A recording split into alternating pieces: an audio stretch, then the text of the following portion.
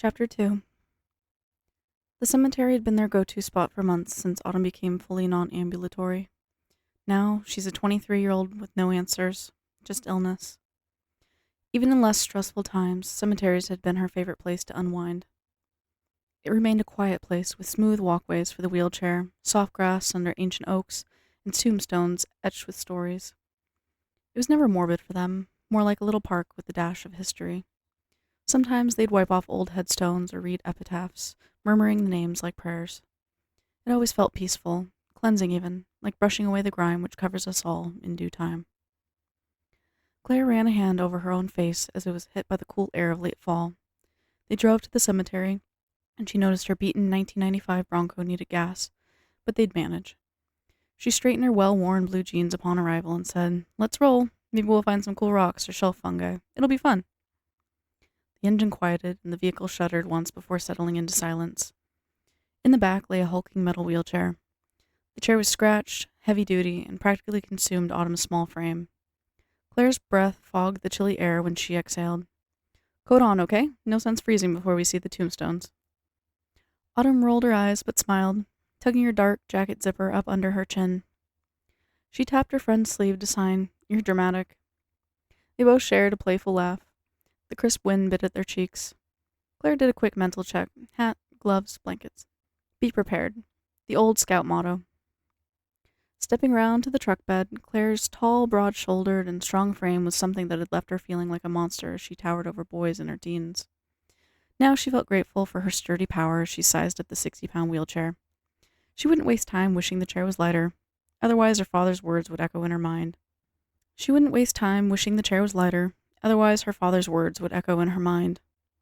"Wish in one hand and crap in the other. See which fills up first," she muttered, grabbing the metal handles. The front wheels jostled against an old toolbox, clattering loudly.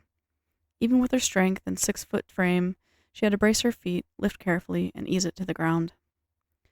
"Door," she called softly, at which point the vehicle's door was gently pushed open by its passenger. She set the wheelchair upright, wincing as it bumped her knee. Heavy as a tank, yet this Craigslist find was the only option until a temporary one was approved by insurance. She silently prepped the chair, brought it over, and double-checked the brakes. Then came trudging through the slush and over to the passenger door. Autumn swung her legs out, each movement careful. Claire stooped and helped guide her, mindful not to knock her bandaged ankle. Once Autumn was settled, Claire draped a thin blanket over her lap. "You do realize," Claire said, dropping her voice as though sharing a secret, "I'm counting this as my workout for the day." "Like you need a workout," Autumn signed back, face amused. She flicked a finger at Claire's shoulder. Claire let out a light and gentle laugh with a reserved smile. "Guess I'm not so scrawny, huh?"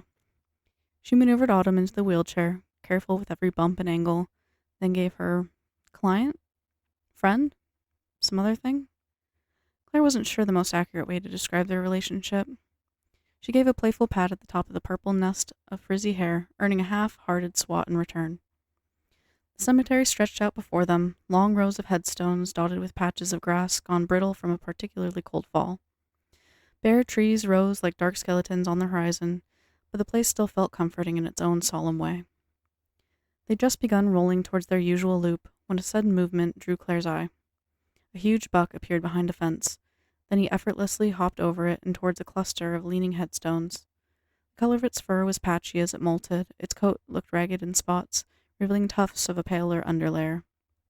The antlers were half shed, one side strong and curved, the other broken at the tip, still dangling bits of velvet. The buck moved with a powerful grace, nose close to the cold ground, searching for something among the leafless vines. Autumn tapped Claire's arm, signing, "Look, beautiful." A gentle wave of her hand. She didn't need to say more. The deer paused at a worn headstone carved with an angel's face, exhaling a foggy breath. For a moment, it met their eyes, huge, dark, and calm. Then, with a tense ripple of muscle, the buck bounded ahead, hooves skittering on the frosted path. Its intact antlers caught briefly on a branch, yanking free with a dull crack. It vanished between the rows of headstones, leaving only silence and the echo of hooves. She glanced at Autumn, who was leaning forward in the chair, transfixed. Even after the buck disappeared, neither of them moved for a long moment. "I've never seen one so in between," she said finally, voice hushed. Half velvet, half bone. She shivered, but not just from the cold. Autumn signed, "It's like us." A faint half-smile on her face. She shrugged as though unsure how else to say it, but it was understood. Caught between states, the old life and the new, sickness and stubborn hope. "Yeah," Claire murmured. "Guess so." A gust of wind kicked up, rattling a cluster of dead leaves across the path. Autumn pulled her jacket collar higher. She leaned down to adjust the blanket around her knees. "Warm enough?" Claire asked. "Yes, thank you." "Let's see if the row by the mausoleum has those little mushroom patches again," she said, clearing her throat. She gave the wheelchair a gentle push forward. The old wheels squeaked, protesting the cold air. "And maybe we'll check if that caretaker stand has any new maps. We can do a bigger walk today if you're up for it." Autumn's eyes sparkled and she shook her head with an eager nod. The two of them continued down the winding path, the cobblestones rising on either side like silent witnesses to their ritual. They wheeled past a row of low, worn headstones, some dating back to the late 1880s. The cold breeze whipped to Claire's jacket, and the squeak of wheelchairs' axles echoed in the otherwise hushed cemetery. Autumn signed "cold" and received a nod of understanding in return. The sky looked bruised and heavy, as though a deeper storm was brewing just beyond the tree line. A low gravestone caught Claire's eye, half submerged in a drift of snow. Toy vehicles clustered along the base, some missing wheels, paint eroded by wind and time. She paused, brushing aside wet slush from the chiseled letters. Ethan Marlowe, 1919 to 1930. The date snapped something inside her. She knelt, the air still whipping her cheeks, and gently nudged a battered Sinclair oil toy trailer into a neater line with the others. The trailer's iconic green paint, once bright, had faded to a dull, chipped layer.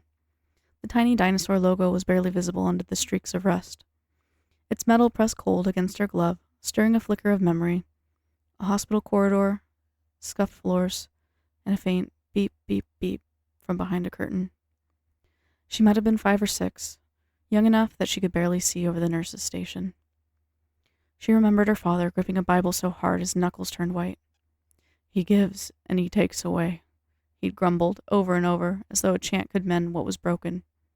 Her big sister Yelena had been lying in that bed, the nurses whispering, "It could be any day now." She still recalled how that hush felt like stepping into a cold bath, how she wished her dad would just hold her instead of reciting verses. After the funeral, verses were all he seemed to have left. Hard to believe he once acted somewhat like a real dad. There was a late summer evening, years before Yelena's final decline, when he and Claire sat side by side on the back porch, passing a battered .22 rifle between them. He wore a tired grin, tired but still gentle, as he said, "Claire Bear, a family that prays together and trains together, that's a fortress nobody can break." She remembered how he guided her hands on the barrel, teaching her to aim at empty soda cans lined on a wooden beam. It was supposed to be simple father-daughter bonding, but he kept sprinkling in talk about defending what's ours and the Lord guiding our aim. She was only 9, so she giggled, excited just to be included. In the glow of the porch light, he wasn't some wild-eyed zealot, but just a dad trying to share the world with his kid. His world, at least. Another gust rattled the trailer against a rusted truck beside it, and she blinked herself back to the cemetery. A child's grave, not yet 12, like her big sister, who never reached those double digits either. The ache that settled in Claire's chest felt familiar, as if she was picking at a half-healed scab. From behind, Autumn rolled closer in her wheelchair, eyes flicking between her dear companion and the old toy vehicles. She signed, "Okay?" Claire forced a faint smile, which was preferable to a painful conversation. "I'm all right," she murmured, though her throat felt tight. She set the Sinclair trailer upright on a small shrine. "Just thinking." Autumn stretched a hand forward, brushing her glove against the date on the headstone. "Young," she signed, her face solemn. "Way too young. It should be illegal to die so young, and God will be the first one convicted." Another chill wind stirred across the graveyard. She thought she could almost hear her father's voice from back then, caught between heartbreak and a rigid faith that left no space for her grieving. Shaking off the thought, she stood, wiping slush from her knees. "Let's move on." She guided the wheelchair away from the half-buried marker. Yet, as they approached the next row of headstones, Claire glanced back at the toy trailer. It rattled in the wind like a faint echo of old hospital machines, reminding her that some losses leave you kneeling in the cold with nothing but prayers and regrets. Her hand tightened on the chair's handle, a lump in her throat refusing to dissolve.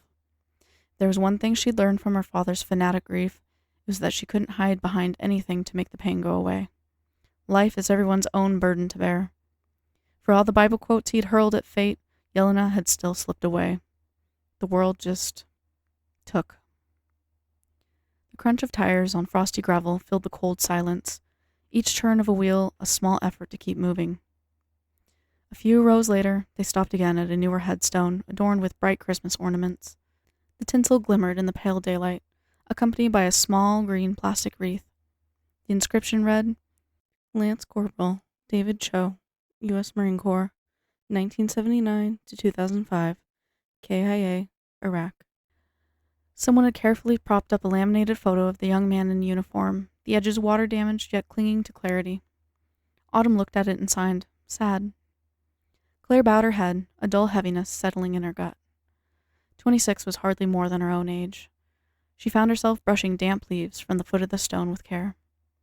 Sometimes, she murmured, I think nobody's ever prepared for how fragile everything is. She paused, recalling the scout motto, be prepared. But how do you prepare for losing everything at once? Autumn tacked the black sweater-clad elbow of her friend, signing gently, we do what we can. She received a small nod in return. They spent a few more minutes clearing debris off a cluster of gravestones whose inscriptions had all but vanished under pine needles and wet leaves. Each name revealed felt like a tiny triumph over time. Even in the quiet gloom, Claire felt a flicker of warmth, as though she was repaying a debt to strangers no one else remembered. Eventually, they neared the far side of the cemetery, where a snow-laden stretch led to a squat mausoleum of weathered, jagged gray stone. Spindly maples framed it, their bare branches scrawled against the sky. A pair of chipped angels perched on either side of the iron door, one missing a nose, the other with broken wings. Autumn's attention honed in on the mausoleum. She pointed, her eyes bright with curiosity. Claire eyed the path. Muddy puddles, definitely not chair-friendly. For a second, she considered refusing, but she couldn't. All right, she said with a quiet sigh. She parked the chair on firmer ground, braked it, and scooped Autumn into her arms. The wind cut sharper here, making her nose run. Step by step, she trudged through the drift, boots crunching through crusted ice. This is my workout for the month, let alone the day, she thought wryly. She'd hoist the world if Autumn asked, and she wouldn't dare complain. Complaining wouldn't fix a single damn thing. It only makes things more difficult. By the time they reached the mausoleum door, Claire's arms burned, but the sudden chill that prickled her neck wasn't just from the cold. An iron padlock hung on thick chains, and overhead an inscription carved into the stone glimmered faintly with frost. Autumn reached out, brushing snow away, revealing the words. All the loved our hearts have longed for, we shall find them by and by. All the friends so often parted will have said their last goodbye. Many friends there are that fail us, few on whom we can rely, but they'll all be true and faithful, won't they, by and by? The words somehow felt comforting and unsettling, as though promising a grand reunion beyond the grave, provided one was interested. The second half repeated, like an echo, not content to fade away. A stray memory arose.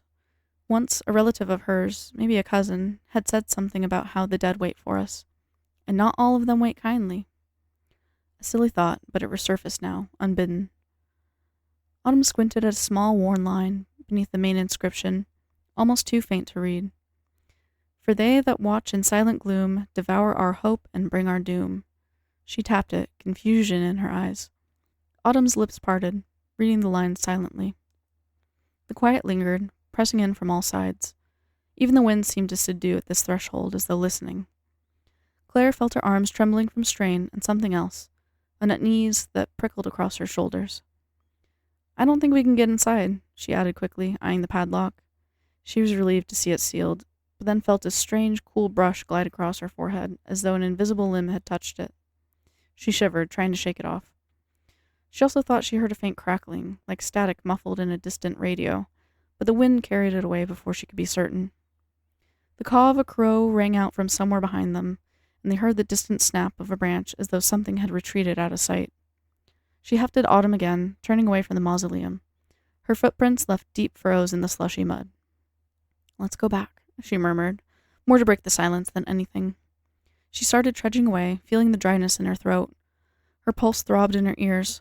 Autumn curled her fingers around Claire's arm, her grip gentle but firm. Like she, too, sensed the odd heaviness which had descended. By the time they reached the wheelchair, the wind had picked up again, whipping through the branches. Claire set Autumn down carefully, adjusting the blanket around her knees. The tension in her shoulders refused to ease, but she forced a smile as she caught Autumn's gaze.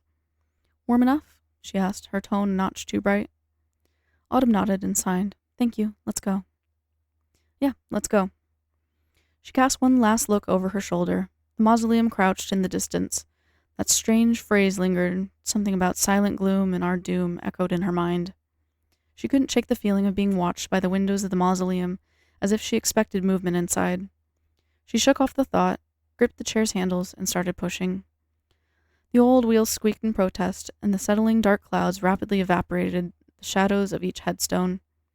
Still, in her mind, she thought of that odd inscription, "All the friends so often parted." From the corner of her eye, Claire noticed a single crow perched atop a broken headstone, silently observing as they passed. Unlike the earlier caw, this bird made no sound, its dark eyes following them until they vanished around the bend. She suppressed a slight shiver, unsure why the silent watcher unnerved her.